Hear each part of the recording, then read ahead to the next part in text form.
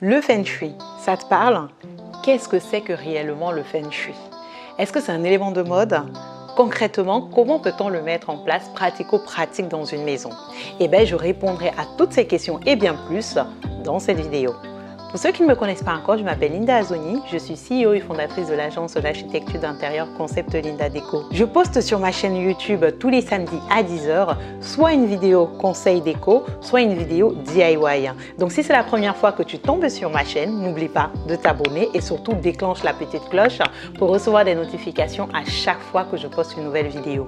Et si tu souhaites aussi, rejoins la team Concept Linda Déco sur Facebook et Instagram où j'échange tous les jours avec mes abonnés, des conseils en déco, des astuces, mes projets en déco. Bref, rejoins la team Concept Linda Déco sur Facebook et Instagram. Dans cette vidéo, je vais vous expliquer rapidement ce que c'est que le Feng Shui et dans un second temps, je vais vous donner des éléments pratico-pratiques que vous pourrez mettre en place chez vous pour avoir une maison Feng Shui. Si vous voulez aller plus loin sur le Feng Shui, il faut vraiment vous documenter. Je n'ai aucune prétention de dire qu'à la fin de cette vidéo, vous serez expert Feng Shui. C'est faux parce qu'il y a vraiment des experts Feng Shui qui ont fait des études sur le Feng Shui. Donc voilà, dans cette vidéo, je vous donne quelques éléments déjà pour comprendre ce que c'est que le Feng Shui et aussi rapidement comment est-ce que vous pouvez l'appliquer. Le Feng Shui veut dire littéralement le vent et l'eau. En fait, ce qu'il faut savoir, c'est que c'est un art d'origine chinoise qui a pour but finalement de favoriser la prospérité, la santé, bref, le bien-être des habitants d'une maison. Et bien sûr, une des méthodes utilisées, c'est l'harmonisation des énergies environnantes pour créer ce bien-être. Il y a 5 éléments essentiels dans le Feng Shui, à savoir le bois, le feu, la terre, l'eau et le métal. Finalement, le Feng Shui aide à équilibrer ces 5 éléments-là. Il est aussi important de connaître dans le Feng Shui que l'énergie qui circule dans votre maison s'appelle le Qi. Cette énergie va entrer dans la maison via les portes, les fenêtres, mais cette énergie est attirée par l'eau. C'est aussi pour ça que dans les maisons Feng Shui, on ne recommande pas de construire les toilettes en face de la porte. Pourquoi? Parce que quand l'énergie va entrer via la porte d'entrée, elle sera attirée par le point d'eau et du coup, elle va ressortir. Pour regarder cette vidéo, il faut vraiment ouvrir votre esprit parce que le Feng Shui, c'est du bon sens, mais c'est aussi de la superstition. En faisant mes recherches sur le Feng Shui, je me suis posé énormément de questions. En parlant de recherche, je me suis inspirée des livres de Simon Brown, Votre maison Feng Shui, et de Amel Vanier, Une maison Feng Shui, et d'autres recherches sur Internet. Je vous ai dit tout à l'heure que je me suis posé pas mal de questions lorsque je faisais mes recherches sur le Feng Shui. J'ai envie d'ouvrir un débat justement parce que je n'ai pas la réponse et ça m'intéresse de savoir ce que vous en pensez en commentaire. Je vous ai dit tout à l'heure également qu'il y a une énergie qui circule dans votre maison.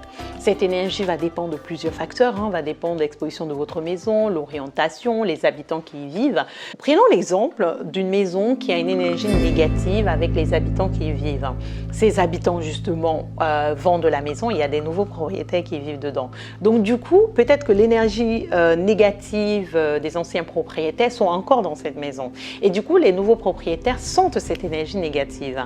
Et donc, la question que je m'en vais vous poser, est-ce que l'une des raisons pour lesquelles on entend parler des maisons hantées, est-ce que ce n'est pas aussi dû au fait qu'il y a des énergies négatives dans cette maison?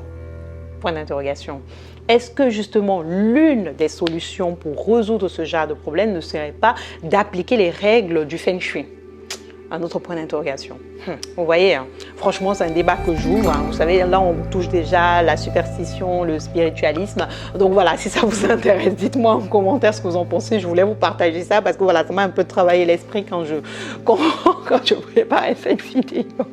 Je pense qu'au niveau de la définition, je vais m'arrêter à ce niveau parce que si je continue, ça peut prendre des heures et je pense que tout le monde n'est pas prêt. Mais après, si ça vous intéresse que j'aille plus loin sur la définition du Feng Shui, au niveau du Yin et du Yang, au niveau des 9 zones, au niveau des 5 éléments pour vraiment rentrer dans le détail, n'hésitez pas à me le dire en commentaire. Je vais faire une autre vidéo pour parler de ça.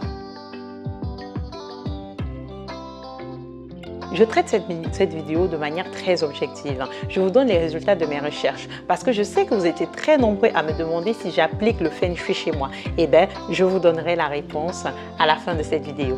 concrètement, de manière pratico-pratique, comment mettre en place les éléments du Feng Shui chez soi. Alors, l'idée ici, c'est pas de tout casser vos murs pour reconstruire la maison. L'idée ici, c'est de vous citer en fait des éléments que j'ai pu avoir lors de mes recherches qui permettent en fait de mettre en place facilement et rapidement les éléments du Feng Shui chez soi. La première chose qui revient constamment lorsqu'on parle de Feng Shui, c'est le fait d'utiliser des fleurs naturelles au lieu des fleurs artificielles. Alors, pourquoi justement utiliser les fleurs naturelles? Les fleurs naturelles en fait contiennent le bois, l'eau, la terre. Rappelez-vous qu'ils font partie des 5 éléments essentiels en fait dans le Feng Shui. Ça va permettre d'équilibrer en fait l'énergie qui circule chez vous. Coucou ma team, je suis désolée d'arrêter la vidéo à ce niveau parce que quand je montais la vidéo, elle a fait plus de 13 minutes et comme je sais que vous n'aimez pas les vidéos longues, j'ai donc décidé de diviser cette vidéo en deux.